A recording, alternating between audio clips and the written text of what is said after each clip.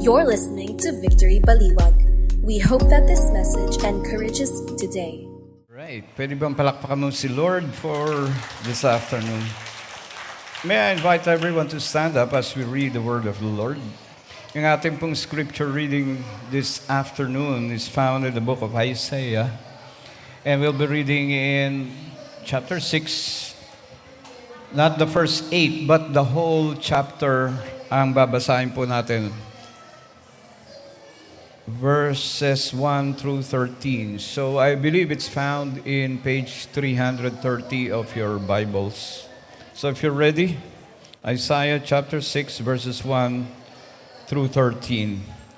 In the year that King Uzziah died, I saw the Lord sitting upon a throne, high and lifted up, and the train of his robe filled the temple. Above him stood the seraphim. Each had 6 wings. With 2 he covered his face. With 2 he covered his feet, and with 2 he flew. And one called to another, said, Holy, holy, holy is the Lord of hosts. The whole earth is full of his glory. And the foundations of the threshold shook at the voice of him who called, and the house was filled with smoke. And I said, Woe is me, for I am lost, for I am a man of unclean lips, and I dwell in the midst of a people of unclean lips, for my eyes have seen the King, the Lord of hosts. Then one of the seraphim flew to me, having in his hands a burning coal that he had taken with tongs from the altar. And he touched my mouth and said, Behold, this has touched your lips. Your guilt is taken away, and your sin atoned for. And I heard the voice of the Lord saying, Whom shall I send, and who will go for us? Then I said, Here I am, send me. And he said, Go and say to the people, Keep on hearing, but do not understand. Keep on seeing, but do not perceive.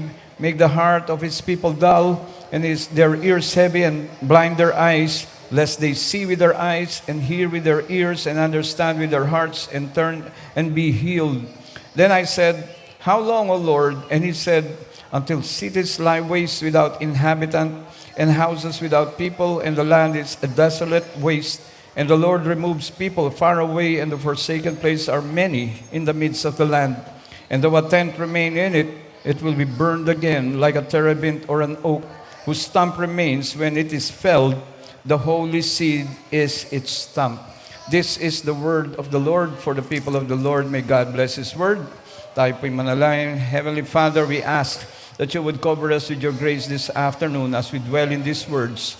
May they not only remain in our hearts and our minds, but manifest themselves outwardly in our lives. And again, we desire nothing here but to give glory to our name. This is what we declare in Jesus' name. Amen and amen. Sige po, pwede na po tayong umupo. Alright. Magandang hapon po sa inyong lahat. Happy New Year po sa lahat. Now, meron po tayong series break na tinatawag, pero in essence, ito pong topic natin, which is Worship 2025, a year to return to the heart of worship, is a homegrown topic. Mga pastor po ng Bulacan ang gumawa po nitong topic na to. And we believe, ito po kasi ang pinag-pray ng mga pastors of Victory Bulacan. And we believe that it is the Lord who dropped this word to us bilang movement po, no? And that word is worship. A year to return to the heart of worship. And yung ating pong binasa kanina, no? Yung Isaiah chapter 6 verse 1 through 13 ay commission po ni Isaiah yan. It's about the commissioning of Isaiah, isa pong propeta in Judah, in Israel, no, the southern kingdom is known as Judah. At ito pong commissioning ni Isaiah ay nangyari po 740 years bago po ipanganak ang ating pong Panginoon na si Jesus Christ. So 740 years bago dumating po si Jesus Christ, ito po ay nangyari po kay Prophet Isaiah. Na matatrace po natin, no, yung commissioning po kasi, ganito po yan. No? Halimbawa po, kayo po ay isang sundalo. Meron ba mga sundalo rito? O kaya pulis. Di po ba, no, bago nyo isagawa ang inyong tungkulin, bago kayo gumraduate, bago po kayo pakawalan no, sa lipunan, ay kinukomisyon po kayo. In other words, yung commissioning po, ang gumagawa po nito, if you're a soldier, ang gumagawa po nito is the highest official in the land. And in this case, ang presidente po natin. Ang commissioning is binibigyan po sila o kung sino man yung kinukomisyon ng layunin at sinusumpaan po nila and they swore allegiance na para po, nakita ko si Chris, ang sundalo yan, no? Ito po ay sinumpaan po nila na para isagawa. No? So, halimbawa po, yung mga sundalo po natin dito, ang sinusumpaan po nilang gagampanan bilang tungkulin po nila ay ipagtanggol ang ating bansa, ipagtanggol ang ating konstitusyon, at kahit anuman po ang mga kaaway o umuusig sa Pilipinas ay kanila pong gagampanan yung tungkulin para i-defend po tayo. And that is the foundation of the commissioning. Na meron po kaming anak na volunteer soldier naman po siya, na volunteer. Hindi po siya full-time, pero kahit po siya ay kinumisyon na anytime na meron pong threat dito sa ating bansa o kaya merong mga emergencies, ipapatawag po sila and then without any coercion, voluntary po niyang ginawa yun. Dahil po merong pusong patriotic yun no? Mahal niya yung bansa, mahal niya yung lipunan, mahal niya yung community, and that is why nag-volunteer po siya, nag-training po yan, at yun po yung kanyang commissioning na magagamit po siya anytime na mayroong mga emergencies dito sa ating bansa at voluntarily gagawin niya po yan dahil sa pagmamahal niya sa ating pong bansa. Kaya po siya kinomisyon. Now, yung pong commissioning ni Isaiah ay kakaiba. Dahil it's a higher commissioning, it's a greater commissioning because it was commissioned by someone greater than the president. At yan po ang isang, ang nag-commission po kay Isaiah ay ang ating pong Panginoon. He is a greater king, greater than the presidents of all the world. And therefore, His commissioning is far greater than any commissioning ever. Na matatrace po natin yung layunin o sinumpaan o yung kinumisyon po si Isaiah, yung layunin kung bakit po siya kinumisyon. Ano ba yung foundation ng kanyang commissioning? Bakit po siya tinawag ng Panginoon para gampanan po yung layunin na binigay po kay Isaiah? Na matatrace po natin yung foundation ng kanyang commissioning all the way to the covenant with Abraham. Siguro by this time, alam nyo na yung, ano ba yung kasunduan ni God with Abraham? 3 components po yan, kasi ilang linggo na po natin pinag-uusapan yan. Doon lang po sa ating topic na finally, ilang beses natin pinag-usapan yung covenant kay Abraham, tapos covenant kay David, halos parehas po yan. So matatrace po natin yung basis o foundation ng commissioning ni Isaiah doon sa covenant ni God with Abraham. But also, it goes way back. Kung pupunta po tayo sa Genesis, doon po unang inihayag ng Panginoon yung kanyang nais para sa kanyang chosen people. Hindi po ba si Adam and Eve nagkasala, pumasok po ang kasalanan, pero nandun din po yung pag-asa no, na mariredeem po sila dahil sinabi po ron in chapter 3 where it says, magkakaroon po ng seed yung babae at yung seed na yon, ikakrush niya yung ulo ng serpent pero yung kanyang sakong o yung kanyang heel mabubruise. And fast forward tayo, no? By the time we reach Abraham, eto na ang Panginoon nag-establish siya ng covenant kay Abraham. So ano po ba yung 3 components o basis nung commissioning na Isaiah na makikita po natin dun sa covenant kay Abraham? Now, 3 components po yan. Una, ang pangako ng Panginoon kay Abraham ay magkakaroon po siya ng lupa, no? A land. He promised a land. Promised land po yung ibinigay kay Abraham. Pangalawa po, no? He will make Abraham a great nation. And that nation is Israel, the chosen people. And lastly, magkakaroon po siya ng isang descendant who will bless the nation. So makikita po natin yan in Genesis chapter 12, verses 1 through 3. At sabi po rito, no, now the Lord said to Abram, now this is the covenant, the promise of God to Abram. Si Abraham po kasi bago maging Abraham ang pangalan niya. No? So sabi niya, go from your country and your kindred and your father's house to the land that I will show you. Si Abraham po ay hindi po siya naninirahan sa Israel. Nung tinawag po siya ng Panginoon, nandun siya sa Or, no? O-R. In our modern times, parang Iraq po ito, no? Nandun sa bandang Iraq. So sabi niya, malis ka dyan, pumunta ka rito sa land o sa lupain na dadalig kita, and I will make you a great nation. So yung dalawang pangako pa lang, makikita na natin dito, no? Sabi niya dun sa verse 1, and your father's house to the land I will show you. In other words, there is a promised land to Abraham and his descendants. And then, sabi niya, I will make you a great nation. So he will make him a great nation. Israel nga po ang nasyon na yun. And I will bless you and make your name great so that you will be a blessing and I will bless those who bless you. And him who dishonors you, I will curse, and in you all the families of the earth shall be blessed. Now yung pong nakasulat dito, and in you. In other words, meron siyang magiging descendant, magkakaroon siya ng isang seed na nanggaling sa kanyang dugo o sa kanyang linya.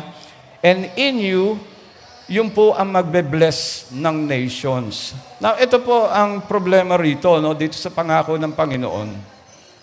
Dahil sinasabi ng Panginoon dito, gagamitin niya raw si Abraham to bless the nations. He will give him a land, he will make his name great. Yun nga po yung bansang Israel. But there's going to be a descendant from Abraham who will bless the nations. Now, paano siya magkakaroon? Ito po yung problema no? And this is the problem. How will God bless the nations through one of the descendants of Israel when that nation is evil? Tandaan po ninyo, no, lahat ng tao during this time, even up to now, are all cursed. Bakit po? Pumasok na po yung kasalanan Si Adam and Eve nagkasala, pumasok na po yung kasalanan. So everyone is cursed. Everyone is under that curse. Now, paano magiging blessing ngayon yung descendant? Ito yung tanong Ito yung tension, ito yung problema. Paano magiging blessing yung descendant ni Abraham kung curse ang lahat ng tao when that nation is evil?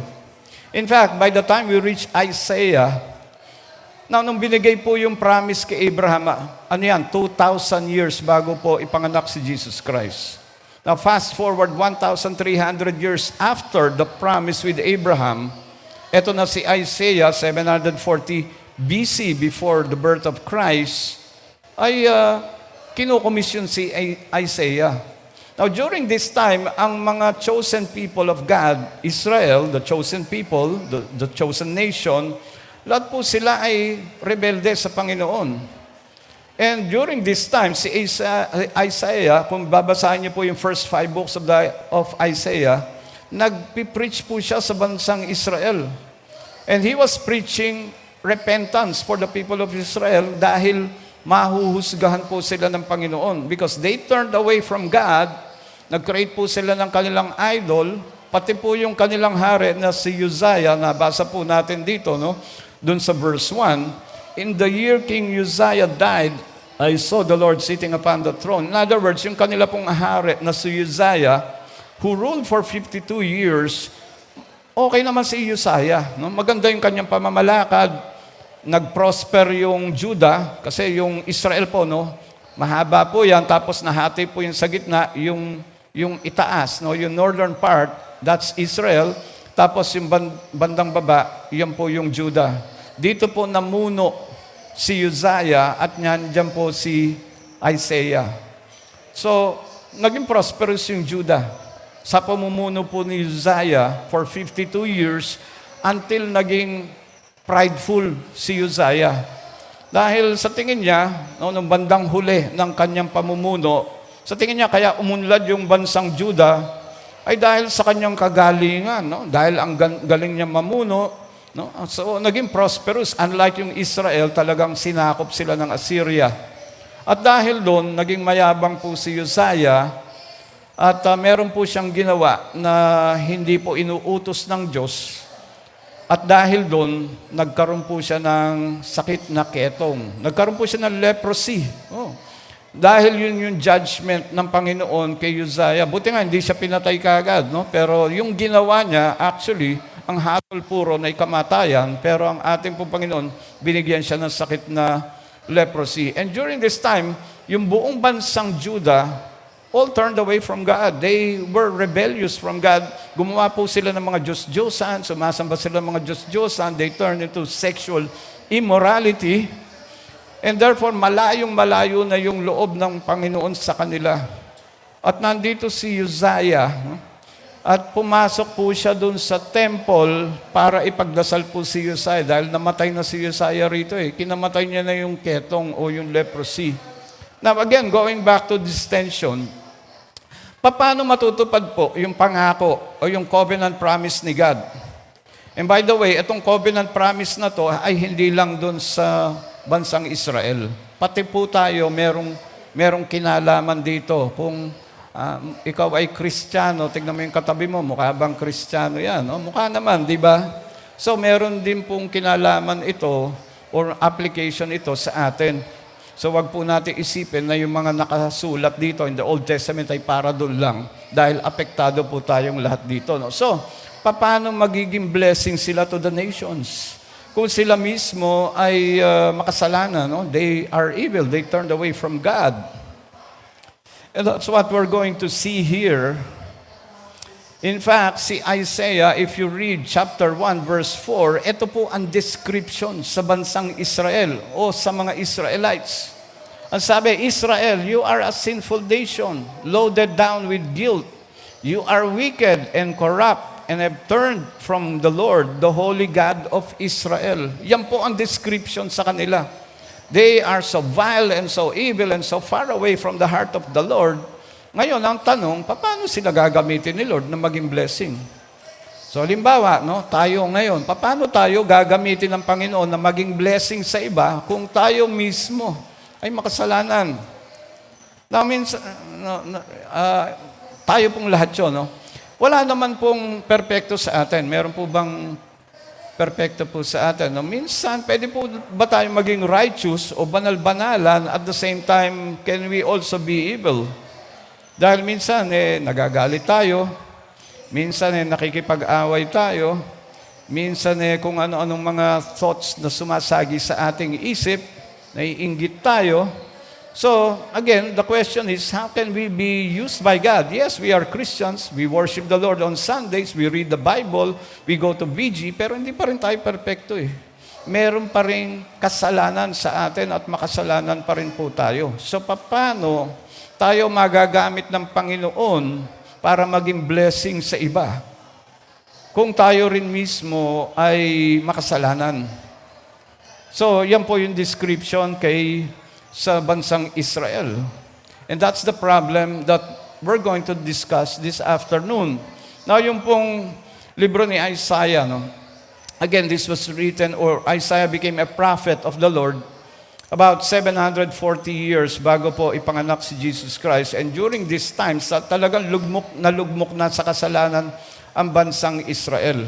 At pati yung kanilang hari na si Uzziah, namatay na nga, na talaga naging prideful. So yun po yung kondisyon po na kinakaharap po ni Isaiah bago po kinomission po siya. No? And then we'll pick it up from verse 8. Dahil dun na po na-encounter ni Uzziah, pumasok po siya dun sa temple para ipagdasal si Uzziah. No? So ang nangyari po, pagpasok ni Uzziah dito sa temple, nakita niya yung gloria ng Panginoon.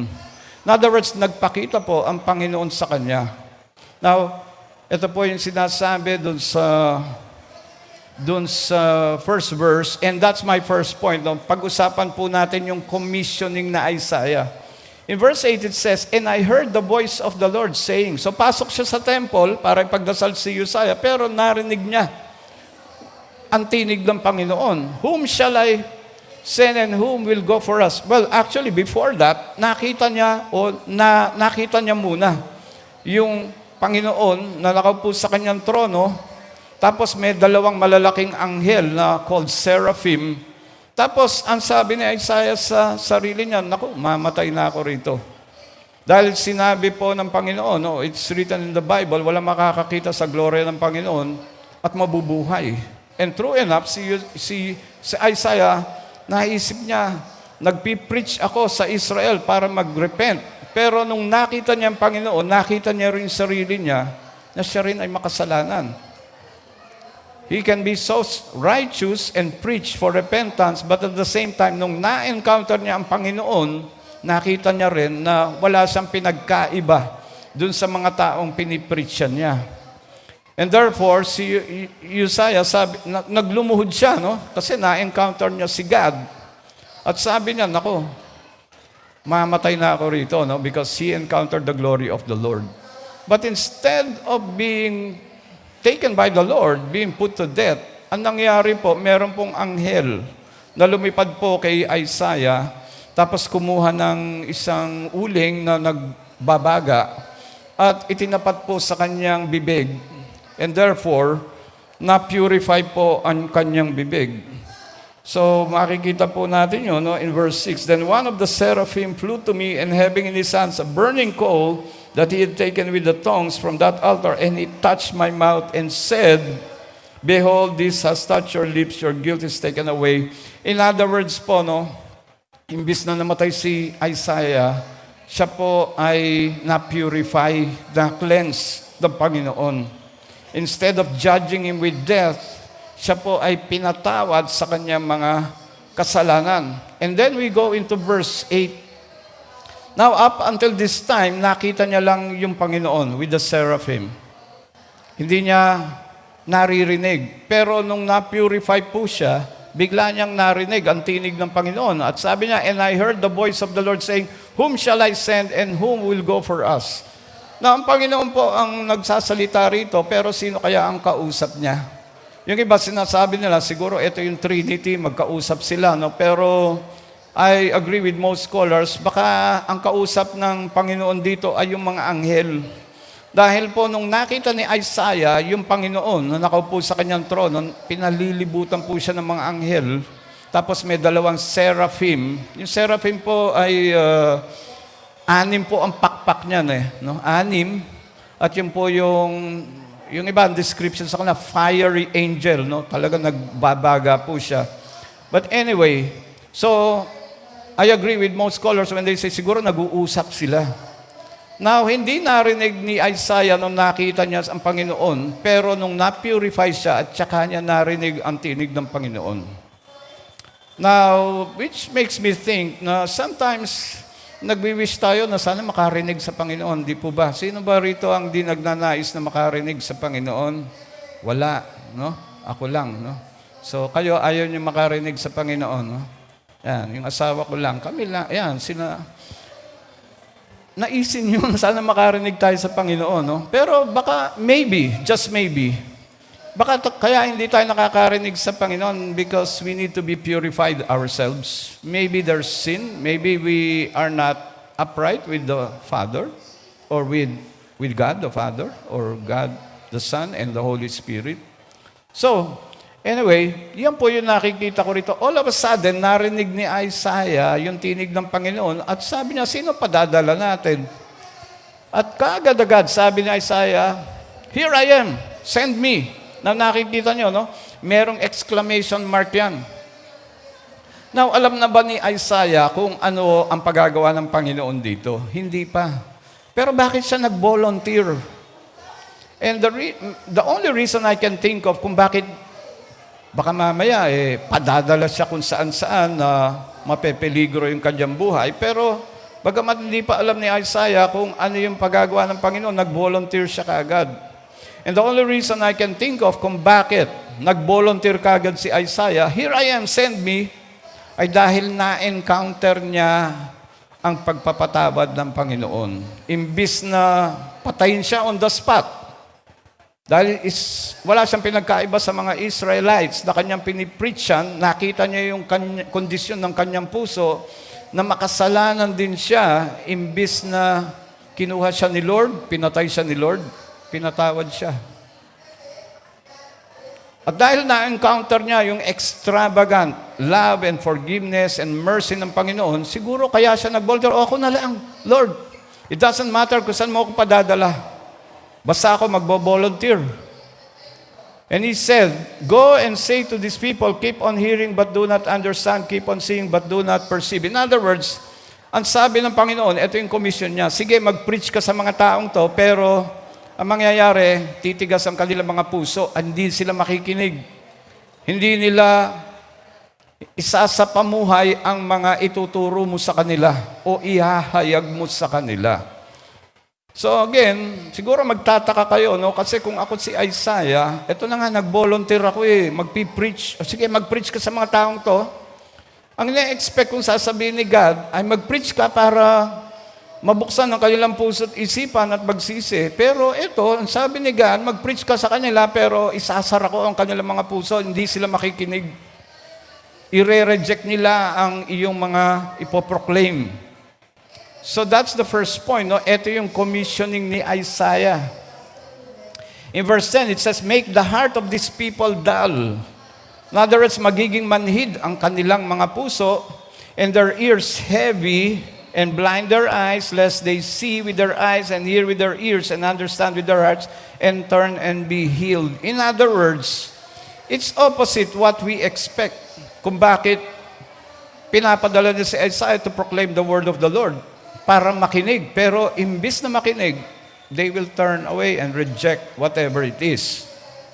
At yun po yung sinasabi ni God kay Isaiah. At verse 11, it says, then I said, how long, Lord? Now, si Isaiah na to, na nagsabi, gaano katagal, Lord, na magpipreach ako, o kaya hahayaan ko silang hindi makikinig sa akin. Because the Lord here is going to judge those people. Na, ito yung nangyayari dito, no? Sabi niya kay Isaiah, mag-preach ka uli sa kanila, pero hindi ka nila pakikinggan. At dahil hindi ka nila pakikinggan, huhusgahan ko sila. Uubusin ko sila. In fact, that's what he's going to say, no? And houses without people and the land is a desolate waste. In other words, walang matitira sa kanila dahil uubusin sila ng Panginoon. I-judge sila. So para saan pa yung commissioning ni Isaiah? Siguro yun ang ating katanungan. No? Bakit pa siya magpo-proclaim kung uubusin din naman pala ni Lord at papatayin niya ang mga Israelites na magre-reject dun sa kanyang message. And then it says, and the Lord removes people far away, and the forsaken place are many in the midst of the land. And verse 13, and though a tent remain, medyo lumilinaw na, no? Ang paggagawa pala ng Panginoon, ito yung kanyang plano, no? Mag-proclaim ka dyan, ang mga taong yan di makikinig sa'yo.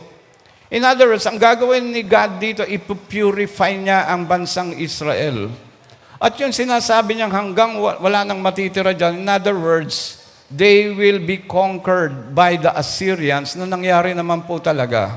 And Babylon also, at nagkaroon po ng exile. In other words, tinangay po ang lahat ng mga citizens ng Israel ng mga bansang sumakop sa kanila. At ang Panginoon ang nagpadala ng mga umuusig o uusig sa kanila, yung mga Assyrians at saka yung mga Babylonians, tapos tatangayin sila, dadalhin sila sa Babylon at saka sa Assyria, hanggang walang matitira doon, except, sabi dito, only a tent remain. In other words, no, doon magpo-proclaim po siya ng gospel about God. Hindi po sila makikinig. Pero ang gagawin ng Panginoon, yung mga hindi makikinig, huhusgahan niya. Marami sa kanila mamatay, yung iba tatangayin ng Babylon at Assyria, pero merong matitira. So sino yung matitira? Ito yung makikinig. In other words, ipupurify niya, sasalain niya. Lahat ng hindi makikinig, sige, tatangayin ng mga umuusig sa kanila, pero yung mga matitira, ito yung matitirang tapat, kung saan manggagaling yung descendants ni Abraham. So lumilinaw na po, no? Yun po yung sinabi niya rito, only a tent remain. And then, sabi niya, Matindi pa nga ito, no? Parang malaking puno yung Israel, tapos puputulin yun. Hanggang anong matitira, yung stump na lang. At kahit yung stump na yun, susunugin daw yun. Pero dun sa stump na yun, the holy seed is its stump. Sabi niya rito, so dun manggagaling. In other words, mapupurify lahat ang Israel hanggang sa ang matira na lang kokonti. At yung mga matitirang yon, yun po yung mga tapat sa Panginoon at makikinig. So, medyo malinaw na po, no? Again, balik po ako dun sa problema na inintroduce ko, no? Paano gagamitin ng Panginoon na mag-bless ang Israel to the nations kung sila mismo ay wicked and evil? May plano kasi ang Panginoon. That's my second point. No? I-rephrase ko lang po, no? God, how will you fulfill your promises through these people if you are going to judge them? Husga niya, papatayin niya nga itong mga Israelites, wala na matitira doon sa kanilang bansa. So, paano magiging blessing sila to the nations? But, ito yung plano ng Panginoon. No? God commissions Isaiah to proclaim His counsel. Pag sinabi po natin counsel, ito yung plano niya to bless the nations. Now, yung unang point natin, no, God commissions Isaiah. Now, application po sa atin. No? Palitan nyo lamang po yung pangalan ni Isaiah at palitan nyo ng us, tayo. Tayo pong lahat yun. No? God commissions us to proclaim His counsel to bless the nations. In other words, application sa atin yun. Pinili tayo ng Panginoon, kinomission po tayo, kung ikaw ay Kristiyano, then you are called by God to proclaim His plan, the good news, to bless the nations. That in itself is a blessing. Pero, meron na po ba dito nag-share ng gospel? Tumanggap po ba? Hindi po lahat tumatanggap, di po ba? Nire-reject, minsan pinagtatawanan pa nga. Tulad na maingay dyan, di ba? Alam naman nilang may service dito, pero nilakasan pa yung volume. Pero mahal po natin ng mga taong yan. No? Medyo naliligaw lang sila. But then again, ang pinapagawa sa atin, huwag po tayo magsawang mag-proclaim ng gospel. Kahit paano, naririnig nila tayo rito, di ba? So, paano tayo magiging blessing kung tayo rin ay makasalanan? We will be purified by the Lord. He will cleanse us, and then yung kanyang plano ay pagagawa niya sa ating lahat. So, unang point, God's commission to Isaiah, it's also the commission for us. At ang pangalawang point ko po is God's counsel. Now, verse 8. Ano po sinabi? And I heard the voice of the Lord, whom shall I send? Sabi ni Isaiah, ako na lang ang ipadala nyo. Nandito ako. And the reason why Isaiah is so excited to volunteer, kahit na hindi niya alam yung misyon, baka mapahamak siya rito, ay dahil na-encounter niya nga yung pagpapatawad ng Panginoon. Halimbawa lang, ay merong nasa peligro ka, mapapahamak ka na, tapos may taong sumagip sa'yo.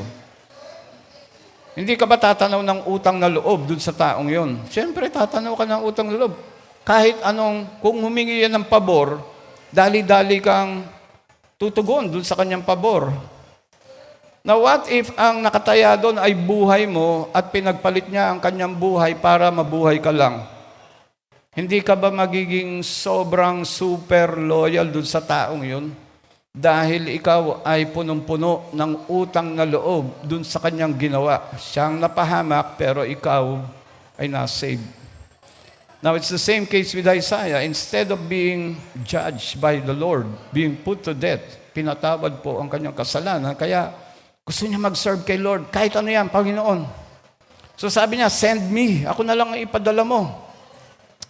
In other words, now this is the point. Grace saved us from death. Now in gratitude we echo, here I am, send me. Lahat po tayo are under the penalty of death. Lahat po tayo may death sentence. Meron po bang hindi mamatay dito, no? Lahat po tayo. That's the curse of sin sa ating pong lahat. Pero alam niyo po, no? Bagamat ang ating pong katawang panlupa ay mabubulok o mamatay, no? Tatanda, magkakasakit. Pero meron po tinatawag na buhay na walang hanggan na available lang po sa ating Panginoon. In other words, if you confess Jesus as your Lord and Savior, put your faith and full trust in the Lord Jesus Christ, there's eternal life waiting for us.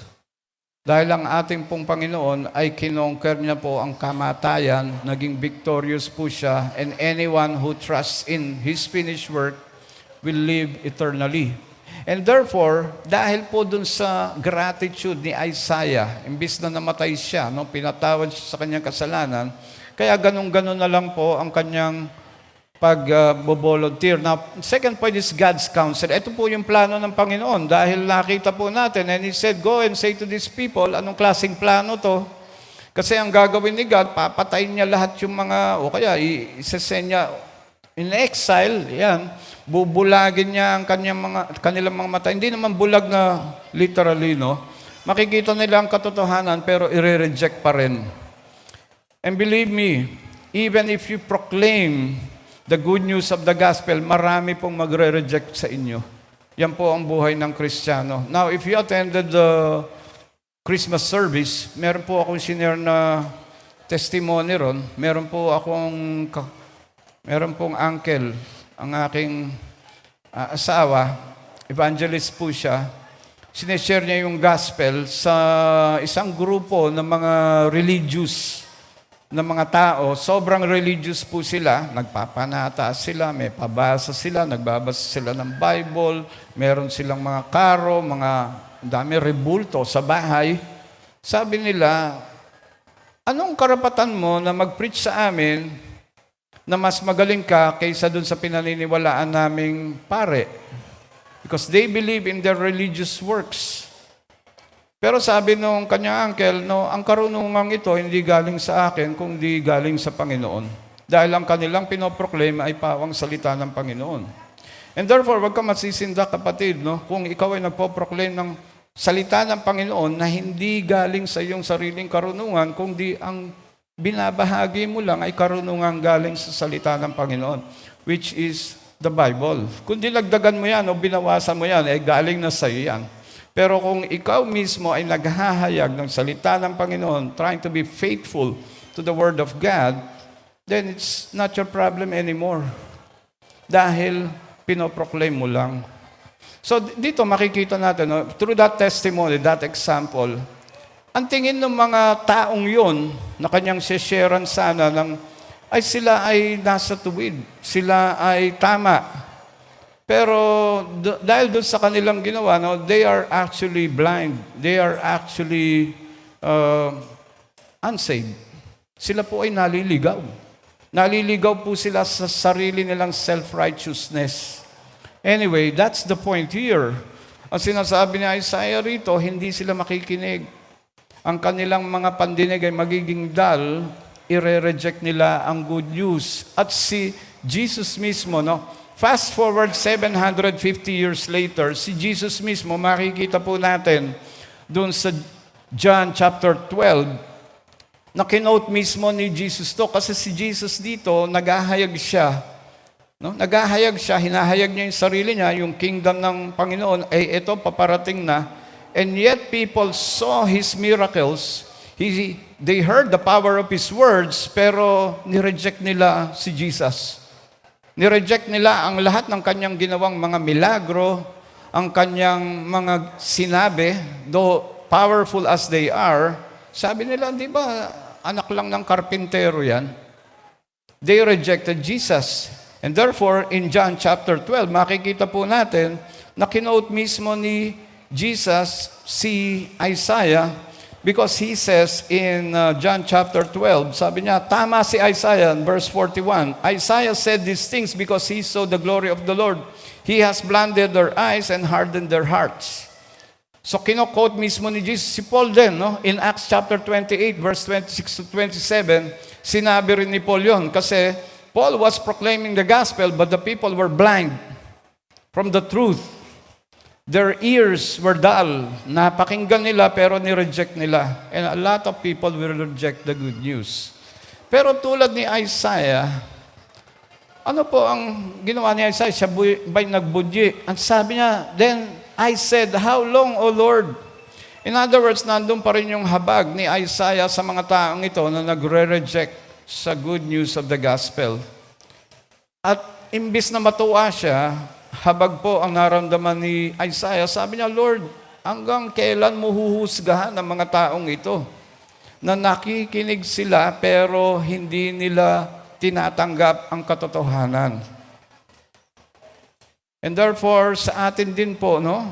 Let's not stop from proclaiming the gospel. Wag po tayong magbunyib o maging prideful pag nireject po nila, but instead, kaawaan po natin sila. Habag, tulad ng nangyari kay Isaiah, si Jesus mismo, no? On the week na bago po siya mapako sa cross, he was going inside Jerusalem, tapos nakita niya yung Jerusalem, nasa bundok siya eh.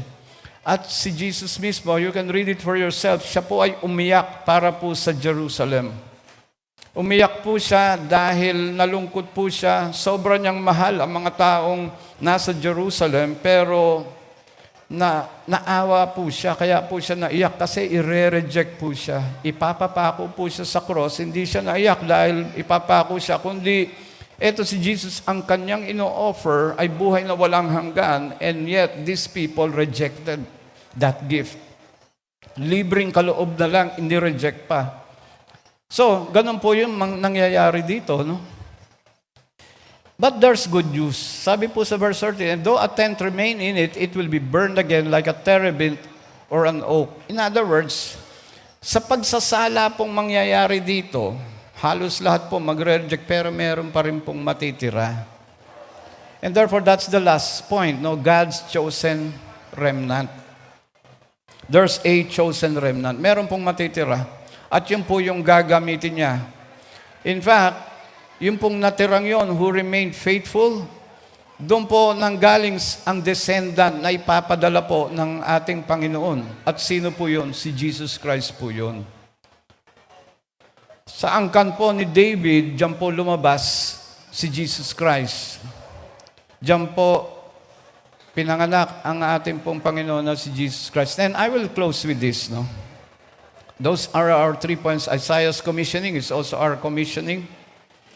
God's counsel is to purify the nation of Israel. So wag po tayo magsawa na mag-proclaim ng gospel kahit i-reject tayo ng i-reject. Maawa po tayo sa kanila. Look at them with the same eyes as God sees them. Because there's going to be a chosen remnant. Lagi pong mananaig ang plano ng ating Panginoon. And I will close with this story, no? In Luke chapter 7, verse 36 to 50, it talks about si Jesus po ito, no? Si Jesus po ay inimbita po sa bahay po ng isang pariseo na nagngangalang Simon. Hindi po si Simon the Apostle, no? Iba, nagkapangalan lang sila, no? So habang kumakain sila doon sa bahay ni Simon, meron pong pumasok na isang babae. Tapos ang ginawa ng babaeng to, no, nakita niya si Jesus naglulumuhod sa harap ni Jesus. Tapos umiyak siya ng umiyak sa paanan ni Jesus, at habang umiiyak siya, yung kanyang luha, you can read it for yourself, Luke 7, tulo ng tulo sa paan ni Jesus. So habang tumutulo yung kanyang luha, basang-basa na siguro yung paan ni Jesus, no? Ang ginawa ng babae, dahil nilugay niya yung kanyang buhok at pinunasan niya yung paan ni Jesus. Iyak siya ng iyak, itong babaeng to, no? Tapos sabi ni Simon, etong si Jesus, siguro huwad na propeta to, kasi kung totoong propeta itong si Jesus, alam niya siguro kung sino itong babaeng to. Kung totoong propeta si Jesus, alam niya na ang babaeng ito ay isang prostitute, isang babaeng makasalanan. Pero bakit niya hinayaang himas-himasin yung kanyang paa, punasan ng kanyang buhok? So ang ginawa ni Jesus, nagkwento siya kay Simon, kasi alam niya ang iniisip ni Simon eh. So sabi ni, and think about this story of Jesus, no? And then maybe it can, think about applying it in your lives. Sabi ni Jesus, merong dalawang tao. At ang dalawang taong to may utang sa isang tao, no? Yung isa, malaki yung utang, sobrang laki ng utang, imposibleng mabayaran. Yung isa naman, maliit lang yung utang. Pero itong taong to, sabi niya, sige, absuelto na kayo dyan sa utang nyo, patatawarin ko na kayo, hindi ko na kayo sisingilin. Now, ang tanong ni Jesus, Sino sa dalawang taong to na may utang, isang malaking utang, isang maliit na utang, sino sa kanila ang sobra-sobrang tatanaw ng utang na loob? Yung bang malaking utang o yung maliit na utang? Tapos sabi ng Pariseo o si Simon, no, sabi niya, siyempre, malaking utang. That's my point, sabi ni Jesus. To whom much is forgiven, yun ang sabi ng Panginoon. Yun ang tumatanaw ng sobra-sobrang malaki utang na loob. It's the same with Isaiah. Nung na-encounter niya si God, alam niya, wala siyang pinagkaiba doon sa mga makasalanan sa Israel eh. Kahit na siya ay nagpipreach sa kanila, pero nakita niya na yung puso niya ay punong-puno rin ng kasalanan. Pero pinatawad po siya. It's the same thing with us. Ang laki po ng utang natin eh. Hindi natin mababayaran yun sa ating Panginoon. And yet, pinatawad po tayo. Not only that, He died for you and I. Namatay siya para sa atin. Sino naman tayo para ipagpalit niya ang kanyang buhay para sa ating kaligtasan? And therefore, that's my challenge for all of you. Can you identify with this woman na sobra-sobrang laki ng utang pero pinabayaan, no? O inabsuelto o pinatawad sa ating utang? And therefore, with that note, let me close with a prayer. No? With heads bowed down and eyes closed, let me just pray for everyone. Panginoon, maraming salamat po sa aming mensaheng narinig. We thank you, Lord God, for the example of Isaiah, who realized at nakita niya ang laki ng ginawa mo para sa kanya. In the same way na makita po natin na ikaw na po ang nagbayad ng aming pong kasalanan. And therefore, wala na po kaming kinakailangan gawin kundi i-proclaim ka bilang aming Lord and Savior. And that's my prayer for all of us, that the Lord will cover you with His grace and remind you day after day, that you will be reminded day after day doon sa Kanyang ginawa. That's what we pray for, Lord God, in Jesus' mighty name. Amen. Thank you for listening to Victory Baliwag Podcast. Follow us at Victory Baliwag on Facebook and YouTube for more details as we honor God and make disciples.